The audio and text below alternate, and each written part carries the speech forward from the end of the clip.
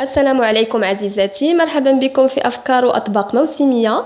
اليوم غنقدم لكم طبق البقولة الشاهي.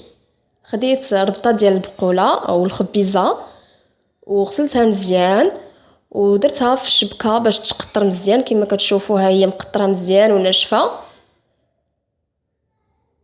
ومن بعد كنقردها مزيان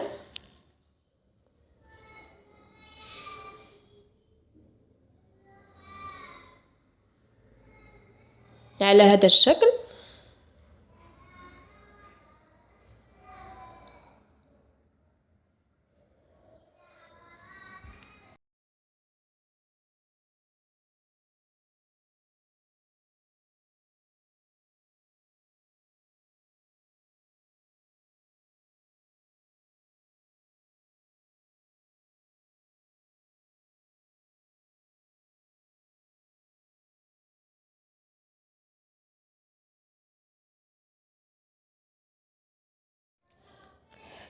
كناخدو 2 دروس ديال الثومه لربطه وحده ديال البقوله، كنديرها في الكسكاس باش تفور مع الثومه دائما.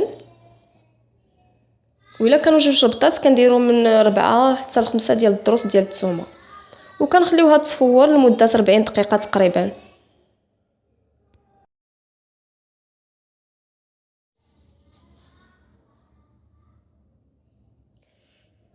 ها هي البقوله وجدات، كتكون بهذا الشكل هذا طايبه مزيان. وكنعصروها من الماء، عاد كنضيفوها في اناء،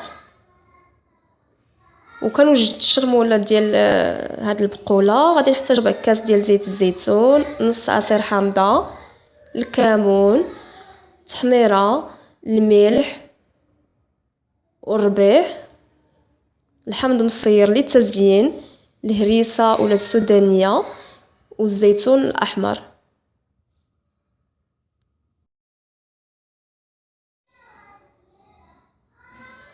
كناخذ مقلاة وكنضيف زيت الزيتون،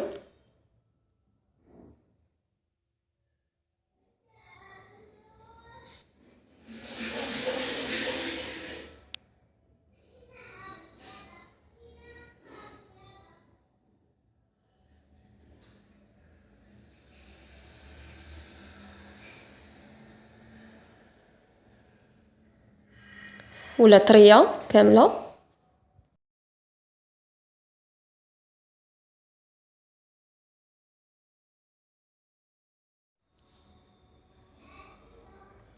كنضيف الحامض، عصير حامض نص حامضه، والهريسه ولا السودانيه. كنضيفوا هاد المقلاة على نار هادئه وكنحركوا الشرموله مزيان حتى كتخلط هاد العناصر مزيان. ها هي الشرموله واجده.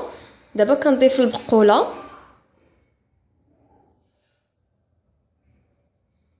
وكنخلطوها مزيان.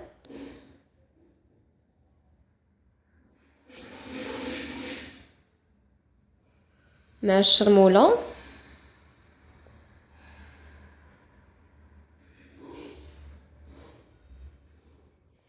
وكنعاودو نرجعوها فوق النار.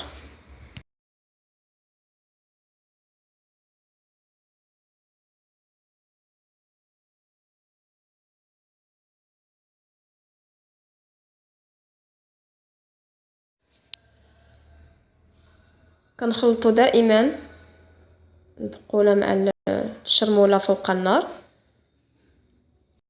هذا هو الشكل النهائي لطبق البقوله. كنزينوها بالحمض المصير والزيتون الاحمر، وكنقدموها مع زيت الزيتون. كتجي لذيذه بزاف. كنتمنى تكون عجبتكم الوصفه وتجربوها، وما تنسوش ديروا جيم الفيديو وتشتركوا في القناه افكار واطباق موسميه.